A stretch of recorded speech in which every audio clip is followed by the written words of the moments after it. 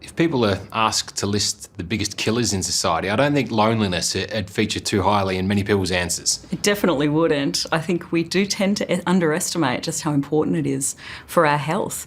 We ran a study where we got people to list 11 different things that were, most likely to affect their life expectancy. And actually they put social support, loneliness at the very bottom of the list. Obesity, smoking, not getting enough physical activity, those are the things people tend to put at the top of the list. But you think loneliness is more deadly? That's actually what the studies are showing. So loneliness is just as harmful as smoking? That's what the data's telling us.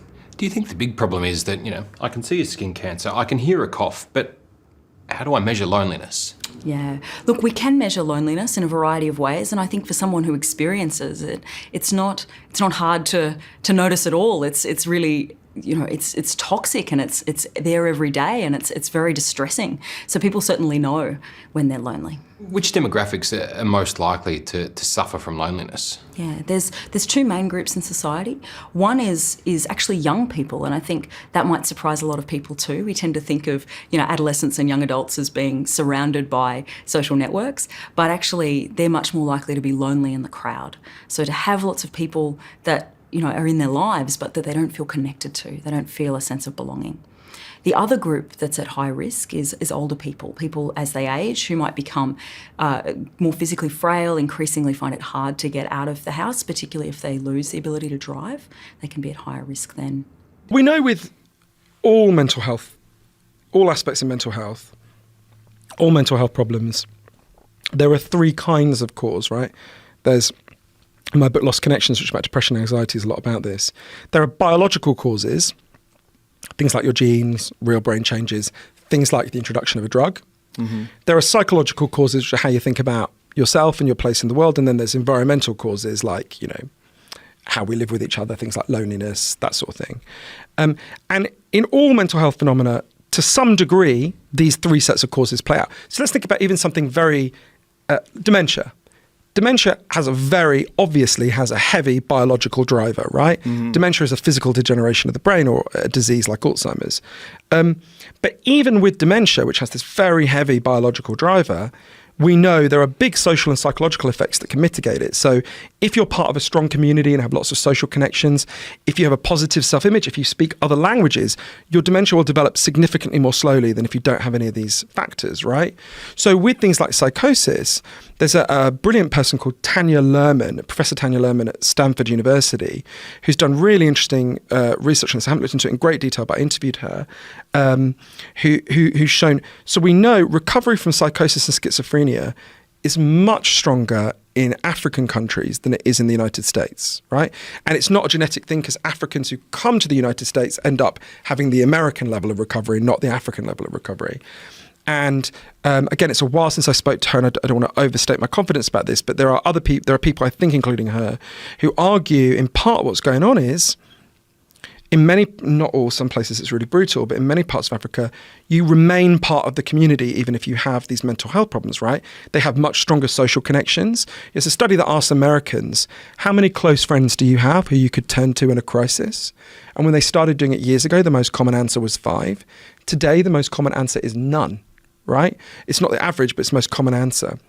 Half of all Americans asked how many people know you well, say nobody, right?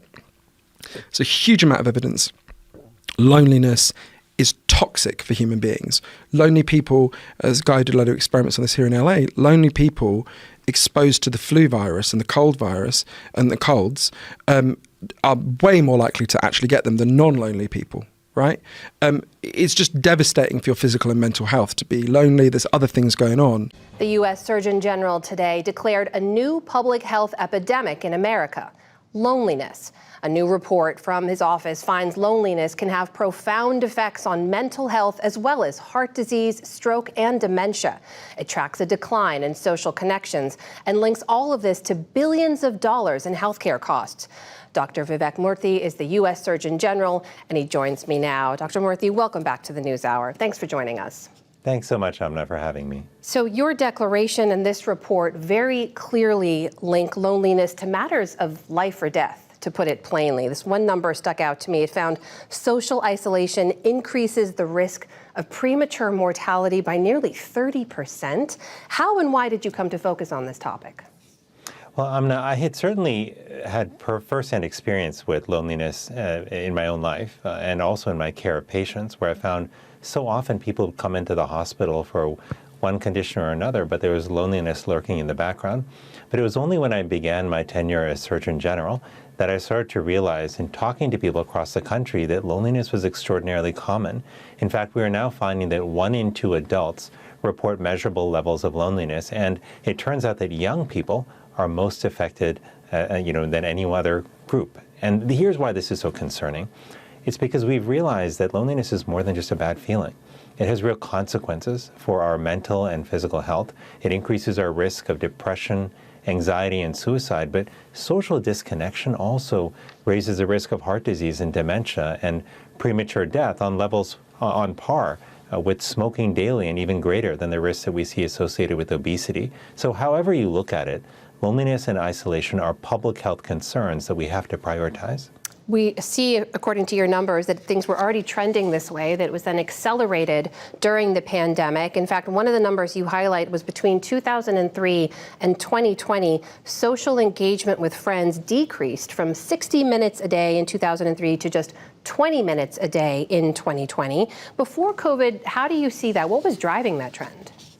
Well, there were a number of factors, and I'm glad you mentioned COVID, because COVID has poured fuel on a fire that was already burning. It's exacerbated loneliness and isolation, but this has been building for decades. We've in fact seen a decrease in participation in community organizations and faith organizations and recreational leagues over several decades. We've seen that technology has fundamentally changed how we interact with one another and how we communicate with one another, and unfortunately has often replaced what used to be rich in-person connections with online connections, which often are of lower quality.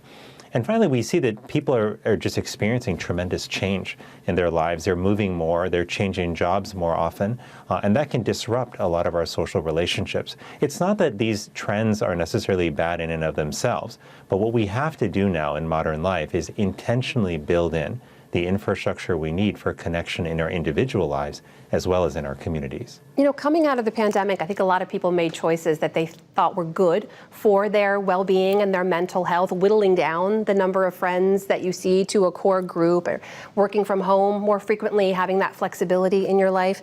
It seems like you're saying there could be a long-term negative side to some of those choices. I mean, how do we fix that? Well, it turns out that the choices you make about friendships are critical here, because it's not just having people around you or having relationships, it's having healthy relationships. So some people during the pandemic found themselves focusing more on the relationships that really sustain them, and that's a good thing. But other people found themselves paring back on all of their social interactions, and that actually can be harmful. So the quality piece really matters. And one of the worries I have, Amna, as we think about the various factors that are driving this, is I think for too many people, especially for too many of our young people, the experience of social media has highlighted the importance of quantity of connection over quality of connection. And we know that that's not a recipe for greater connection.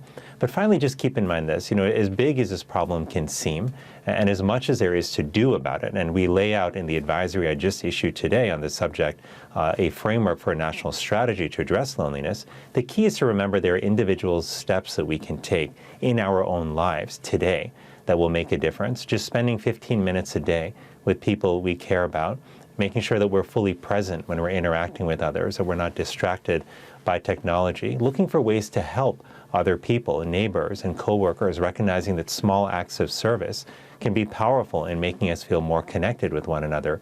These are the small steps that can make a big difference in how connected we feel. That is the U.S. Surgeon General, Dr. Vivek Murthy, joining us tonight. Dr. Murthy, thank you. Good to talk to you. Thanks so much, Amna.